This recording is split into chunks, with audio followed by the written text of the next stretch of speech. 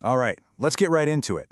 Today, we're talking about what it really means to be kingdom-focused. And right off the bat, let's be clear. This isn't about adding more religious stuff to your to-do list. Not at all. We're talking about a deep, internal shift, a complete rewiring of who you are. So, let's begin this journey. You know, at the very heart of this whole thing is a fascinating paradox. This path, it's a profoundly personal one. It's a walk you have to take on your own. But, and this is the key, it's also a journey you take with everyone else in mind. It's about getting your own house in order so you can be a better part of the whole community. It really brings to mind that powerful metaphor of a body. Think about it, a community, a church. It's like a body with all these different parts. Each part has its job, right? But they're all connected. So when one part is thriving and healthy, the entire body just works better. Everybody wins. Okay, so to really get this transformation, we have to look inside. We've got to understand this core conflict that's going on within pretty much all of us. It's like a spiritual tug-of-war between two very different natures. So you've got these two sides clashing. On one side, there's what you could call the old man. That's our default setting. You know, it runs on emotion, pride, just trying to survive. But then there's the new creature. This is our true self, the one that emerges through faith, guided by a totally renewed mind. The goal isn't this epic battle to destroy the old self, but more about letting it gently fade away so that new self has room to grow and really take over. Now, you might be thinking, okay, so the goal is to just stop being selfish, right? Get rid of all that. But here's where things take a really interesting turn. We're about to flip that whole idea on its head.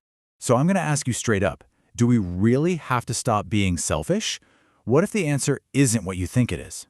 Check this out. In the Armenian language, the word they use for selfish is esaser. Now, if you break that word down, es means me, and ser means love. So selfish literally translates to me love. It's not about being greedy or self-centered, it's about a foundational love for yourself. And boom, that brings us right to one of the biggest commands of all. Think about it.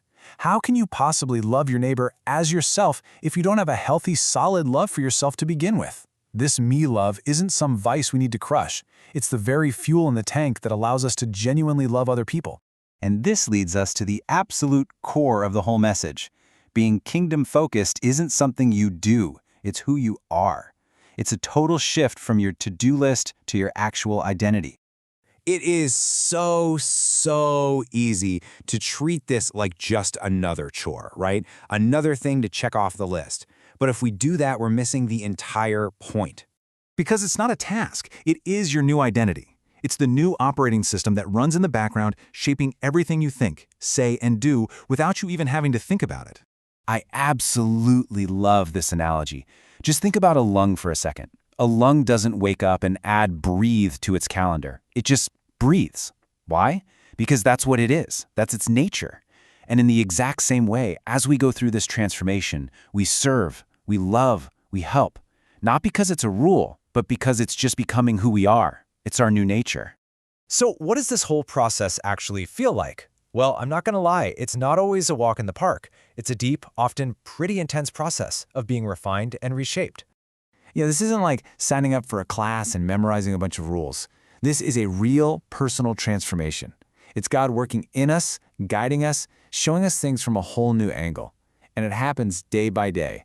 Sometimes through a process that can feel pretty tough, like we're being perfected in what you might call a fire of perfection. And here's a really cool side effect of all this.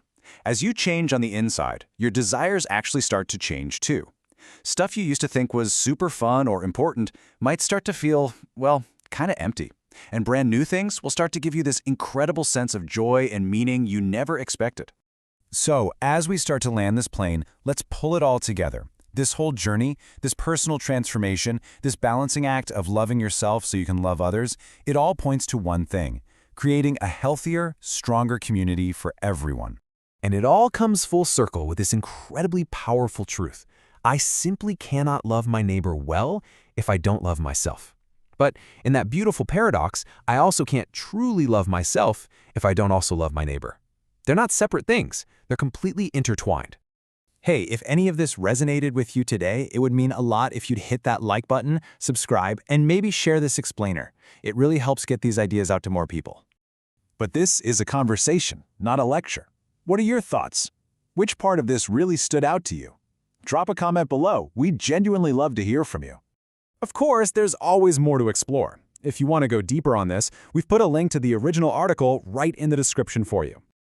And finally, you don't have to walk this path by yourself. If you're looking for community, you can join a living network of others who are seeking God's kingdom. That link is also waiting for you. Thanks so much for your time today.